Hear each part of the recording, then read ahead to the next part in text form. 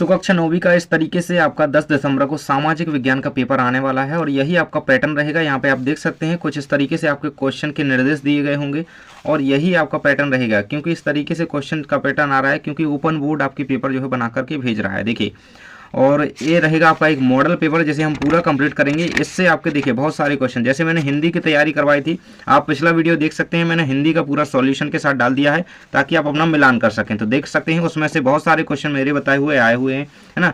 कवि परिचय आए हैं पूरे और व्याख्या वगैरह आई हैं पूरे क्वेश्चन, मतलब लगभग कई सारा % बहुत ज़्यादा आया है।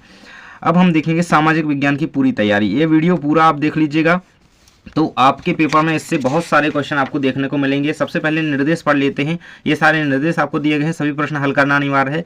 1 से 5 तक आपके 30 नंबर के वस्तुनिष्ठ हैं, 6 से 17 तक आपके 2 नंबर के प्रश्न हैं और 18 से 20 तक आपके 3-3 अंकीय प्रश्न दिए गए हैं। इसके बाद 21 से 23 तक आपके 4-4 नंबर के प्रश्न हैं और यह प्रश्न पत्र अभ्यास हेतु हम एक नमूना प्रश्न पत्र देख रहे हैं। तो सबसे पहले हम देख सकते हैं यहाँ पे हमारे प्रश्न दिए गए हैं। ये रहेगा हमारे सही विकल्प के रूप में सबसे पहले आपके 6 नंबर के प्रश्न आने हैं। पहला कहता है कि भारत के दक्षिण में कौन सा सागर है, तो हिंद महासागर है। आपने मैप देखा होगा, सबसे नीचे कौन सा सागर है, हिंद महासागर है। अगला है आपका किस नदी को दक्षिण भारत की गंगा कहा जाता है, तो गोदावरी नदी को। किसे, गोदावरी नदी को लगा लीजिएगा आंसर। और चैनल को सब्सक्राइब कर देना ताकि आपके अगले इंग्लिश की तैयारी में करवा सकूं। अगला है आपका फ्रांस की क्रांति कब आरंभ हुई थी, तो 1789 में। कब हुई थी, 1789 में, आंसर याद रखिएगा। और हिटलर का प्रमुख अर्थशास्त्री कौन था, ऑप्शन दिए गए हैं हॉलमार्क साख्त, जॉन एवर्ट, विलियम केसर, हिंडनबर्ग। तो आंसर हो जाएगा आपका हॉलमार्क साख्त। इसको बिल्कुल सी आंसर को याद कर लो। अगला क्वेश्चन है लोकतंत्र के लिए आवश्यक है धन, बल, स्वतंत्र और निष्पक्ष चुनाव, अशिक्षा या निरंकुशता। तो आपका आंसर रहेगा यहाँ पे स्वतंत्र और निष्पक्ष चुनाव, है ना, लोकतंत्र के लिए आवश्यक है। इनमें से स्थायी पूंजी कौन सी है, 6वें नंबर का है। इनमें से स्थायी पूंजी कौन सी है, आपका आंसर रहेगा यहाँ पे भूमि।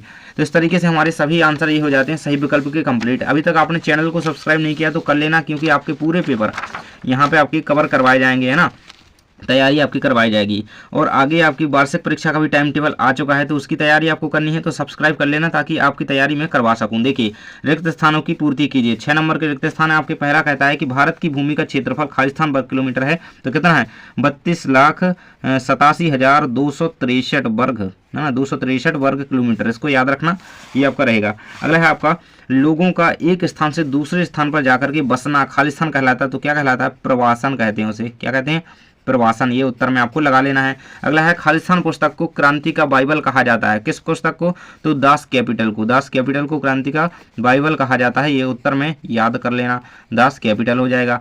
अगला क्वेश्चन है आपका भारत में राष्ट्रपति का कार्यकाल खालिस्तान होता है तो 5 वर्ष का होता है। कितने वर्ष का होता है, 5 वर्ष का होता है, तो इसको आंसर में याद कर लेना। अगला है भारत में वोट डालने की उम्र, वोट डालने की उम्र जितनी कितनी है सभी को पता है, 18 वर्ष, है ना, तो ये आपका उत्तर रहेगा। और अभी तक आपने दोस्तों के साथ वीडियो को शेयर नहीं किया है तो अपने ग्रुप में अपने दोस्तों के साथ शेयर कर दीजिए ताकि वह भी पूरे जो है मॉडल पेपर को तैयार कर सकें। देखिए, अगला क्वेश्चन आ जाता है लोकसभा सदस्यों को चुनाव चिन्ह प्रदान करता है, तो कौन करता है, जो निर्वाचन आयोग होता है वो यहाँ पर क्या करता है, चुनाव चिन्ह देता है, निर्वाचन आयोग।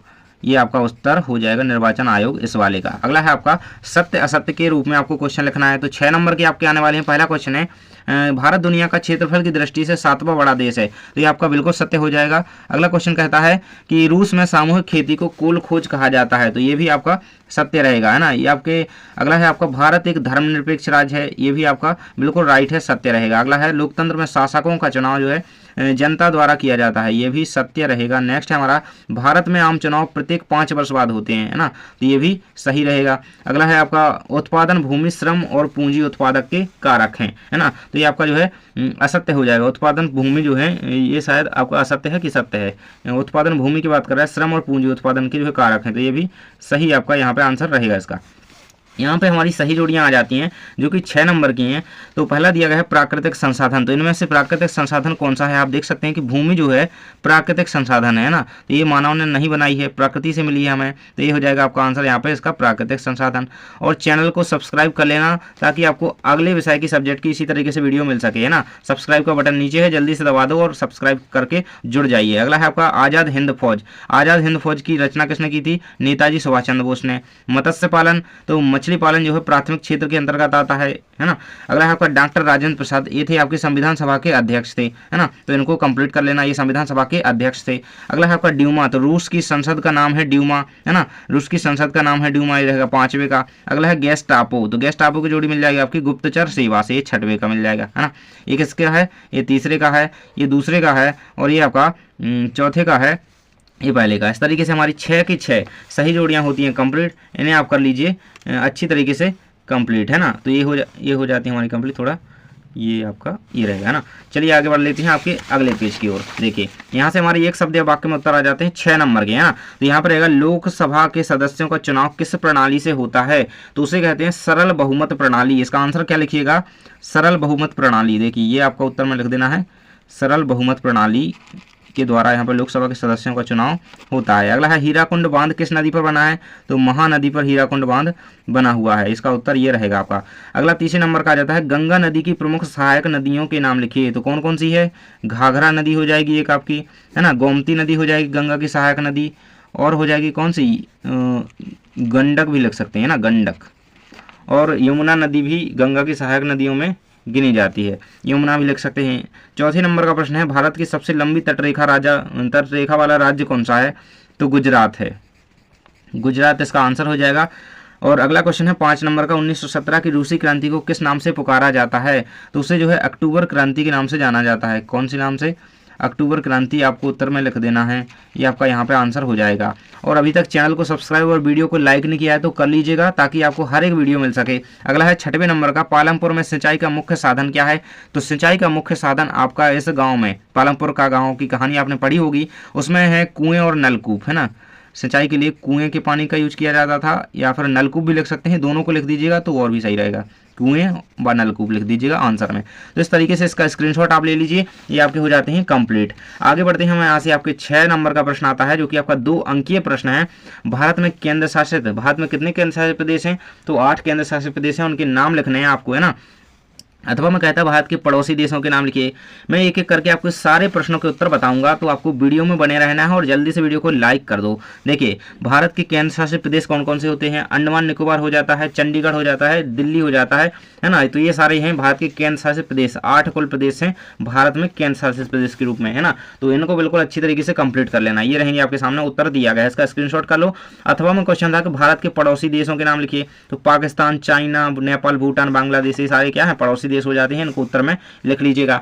अगला क्वेश्चन हमारा आ जाता है यहाँ पे, अपवाह तंत्र से क्या आशा है ना, अपवाह तंत्र से क्या आशा है। और 7वें में कहता है भारत को विश्व में किन किन नामों से जो है जाना जाता है। तो चलिए मैं आपको इसका उत्तर दिखा देता हूँ स्क्रीन पर, आपके सामने इसका उत्तर रहेगा भैया, ये रहेगा आपके 7वें नंबर के प्रश्न का उत्तर। भारत को विश्व में जो है भारत, इंडिया, हिंदुस्तान इन नामों से जाना जाता है। अपवाह तंत्र का ये रहेगा आपका आशय।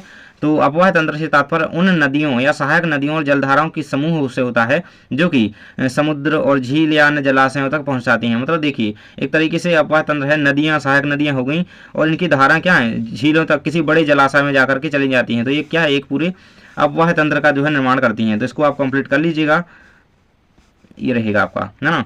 नेक्स्ट हमारा आ जाता है यहाँ पे भारत के किन्हीं 2 प्रमुख झीलों के नाम लिखिए। 8वें नंबर का प्रश्न है, इसमें अथवा कहता है फ्रांस की क्रांति ने विश्व को कौन से 3 सिद्धांत दिए, है ना। तो 8वें नंबर के प्रश्न का उत्तर हम चलिए देख लेते हैं। 8वें का उत्तर है ना, भारत की 2 झीलों के नाम। तो भारत की प्रमुख झीलें, एक हो जाएगी बूलर झील, एक चिल्का झील हो जाएगी। और फ्रांस की क्रांति ने विश्व को कौन से 3 सिद्धांत दिए, स्वतंत्रता का, समानता का और बंधुत्व का। तो इन तीनों को बिल्कुल से याद कर लेना, कंप्लीट कर लेना, इसका स्क्रीनशॉट ले सकते हो। आगे हमारा क्वेश्चन आ जाता है, भारत की जलवायु को प्रभावित करने वाले कारक कौन कौन से हैं। अथवा में कहता है कि मौसम और जलवायु में कोई 2 अंतर लिखिए, है ना। तो इसको हम कंप्लीट करेंगे। और 10वें नंबर का प्रश्न पढ़ लीजिए, आतंक का राज किसे कहते हैं। अथवा में कहता है 18वीं सदी में फ्रांसीसी समाज कितने वर्गों में बटा था। तो भाई 3 वर्गों में बटा था। कौन कौन से, एक पादरी वर्ग था, एक अभिजात वर्ग था, एक सामान्य वर्ग था, है ना। तो इनका उत्तर मैं आपको बता देता हूँ, ये रहेगा आपकी स्क्रीन पर। इसका उत्तर देखिए, ये 9वीं का उत्तर देख लो पहले। तो भारत की जलवायु को प्रभावित करने वाले कारक, ये 4 कारक बताए गए हैं। अथवा में क्वेश्चन था मौसम और जलवायु में अंतर, इसका स्क्रीनशॉट कर लो। अगर है आतंक का राज किसे कहते हैं, तो आतंक का राज क्या है, देखिए जब देखिए एक समय था 1794-93 के समय पे, जब रॉबस्पियर और जैकबिन क्लब के शासनकाल में लाखों लोगों को फांसी दी गई, यही आतंक का राज कहा गया।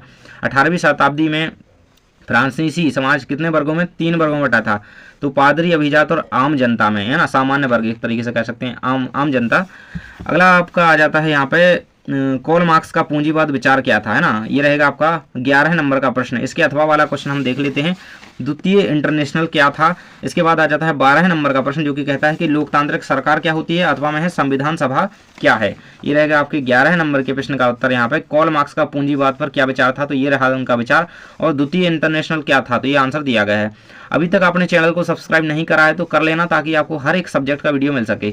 लोकतांत्रिक सरकार, भाई 12 नंबर के प्रश्न का उत्तर दिया गया है, लोकतांत्रिक सरकार क्या होती है। और ये रहेगा संविधान सभा क्या है, उसका उत्तर दिया गया है, इसे कंप्लीट कर लेना। अगला आ जाता है हमारा पंथ निरपेक्ष क्या है, अथवा में दिया गया है आम चुनाव क्या है। लिखिए, चलिए इसका उत्तर हम देख लेते हैं। आम चुनाव और पंथ निरपेक्ष। तो पंथ निरपेक्ष क्या है। पंथ निरपेक्षता का अर्थ है राज्य किसी धर्म विशेष को प्रोत्साहित नहीं करेगा, मतलब धर्म नाम की राजनीति नहीं होगी। आगे आम चुनाव था, आम चुनाव क्या है, तो इसका आंसर भी आप देख सकते हैं, ये रहेगा आम चुनाव। आम चुनाव वह प्रक्रिया है जिसमें जनता अपने प्रतिनिधियों का चुनाव करती है। अगला आ जाता है कार्यशील पूंजी से क्या तात्पर्य है, अथवा में कहता है पालमपुर गांव के विकास तंत्र के बारे में समझाइए। उसके बारे में आप क्या जानते हैं, तो 14 के उत्तर की फोटो आपको ले लेनी है, ये रहेगा, इसके स्क्रीनशॉट ले लीजिएगा आसानी से। आगे बढ़ते हैं। आपका 15 नंबर का प्रश्न कहता है कि रबी और खरीफ की फसल में 2 अंतर लिखिए, अथवा में है मानव पूंजी अन्य संसाधनों से कैसे श्रेष्ठ है, लिखिए। तो ये रहेगा आपका यहाँ पे रबी और खरीफ की फसल में अंतर दिए गए हैं। रबी की फसल जो है सर्दियों में बोई जाती है, जो अभी बोई जा रही है, और खरीफ की फसल जो है वर्षा ऋतु के मौसम में बोई जाती है। और उदाहरण रहेंगे गेहूं, सरसों रबी के, और खरीफ के धान और मक्का। और मानव पूंजी अन्य संसाधनों से कैसे श्रेष्ठ है, ज्ञान और कौशल की वजह से, ये आपको लिख लेना है। अगला हमारा 16 नंबर का है संसाधन के रूप में लोग किस प्रकार उत्पादन की मात्रा को प्रभावित कर सकते हैं ना। संसाधन के रूप में लोग कैसे प्रभावित करते हैं उत्पादन की मात्रा को, अथवा में कहता है मतदाता सूची क्या है। मतदाता सूची क्या है ना, वोटर लिस्ट की बात कर रहा है। तो ये रहेगा आपका यहाँ पे संसाधन के रूप में। देखिए 16 का उत्तर आपके सामने है, 16 के अथवा वाले का मतदाता सूची का आंसर आपके सामने है, इसका स्क्रीनशॉट कर लीजिए। आपका 18 नंबर का प्रश्न आ जाता है आर्थिक एवं गैर आर्थिक क्रियाओं में अंतर लिखिए। तो इसका आंसर आपके सामने रहेगा आर्थिक और गैर क्रियाओं में अंतर। तो इस तरीके से लिख सकते हैं। अथवा में क्वेश्चन था आपका सर्वाधिक गरीब जनसंख्या वाली 3 राज्यों के नाम लिखिए। तो बिहार, उत्तर प्रदेश और झारखंड, ये 3 राज्य हैं सबसे ज्यादा गरीब जनसंख्या इन राज्यों में जो है पाई जाती है। अगला क्वेश्चन है आपका भारत को उपमहाद्वीप की संज्ञा दी जाती है, इसे 3 बिंदुओं से आपको स्पष्ट करना है। तो सबसे पहले लिख सकते हैं भारत का क्षेत्रफल बहुत बड़ा है ना, भारत के पास एक विशाल भौगोलिक क्षेत्रफल है, यह एशिया से प्राकृतिक रूप से अलग है, जैसे यहाँ पे हिमालय पर्वत जैसी श्रेणियां हैं। और एक लिख सकते हैं यहाँ पे सांस्कृतिक जो है जुड़ाव है लोगों का, ऐतिहासिकता है, और विविधता यहाँ पे सबसे ज़्यादा बड़ी चीज़ है विविधता। तो इस तरीके से 18 नंबर के प्रश्न का उत्तर। अथवा में पूछा गया था आपसे हिंद महासागर में भारत की केंद्रीय स्थिति होने की कोई 3 लाभ लिखिए। तो क्या लाभ है, व्यापार मार्गों पर नियंत्रण, एशिया और अफ्रीका और यूरोप से समुद्री संपर्क है ना, ये लाभ बताए जा रहे हैं, रणनीतिक दृष्टि से महत्वपूर्ण है। तो ये कंप्लीट कर लीजिएगा। अगला आ जाता है हमारा वनों से होने वाले प्रत्यक्ष लाभ लिखिए। ये आपका 19 नंबर का प्रश्न है जो कि 3 नंबर में पूछा गया है। तो चलिए देख लेते हैं आपका 19 का अथवा और उसके उत्तर भी। देखिए ये आपका 19 नंबर के अथवा वाला प्रश्न कहता है कि वैज्ञानिक वानिकी की योजना के अंतर्गत क्या क्या कदम उठाए गए। तो चलिए मैं आपको इसका उत्तर दिखा देता हूँ। ये रहेगा आपके सामने 19 का उत्तर। देखिए वनों से होने वाले प्रत्यक्ष लाभ क्या है, लकड़ी और ईंधन की आपूर्ति होती है, औषधियों का स्रोत है वन, जलवायु संतुलन बनाए रखते हैं कौन, वन, ये हो जाएगा। और वैज्ञानिक वानिकी की नई योजना के अंतर्गत आप कौन से कदम उठाए गए हैं सरकार द्वारा, है ना, तो वनों का नियोजित प्रबंधन किया जा रहा है, वनों की पुनर्स्थापना की जा रही है, वृक्षारोपण किया जा रहा है, तो ये सारे कुछ किए गए हैं। नेक्स्ट हमारा आ जाता है आर्थिक गतिविधियों को विभिन्न क्षेत्रों में कैसे बांटा जा सकता है। आर्थिक गतिविधि मतलब ये सेवा क्षेत्र वगैरह, ये 3 क्षेत्र होते हैं ना, प्राथमिक, द्वितीयक, तृतीयक।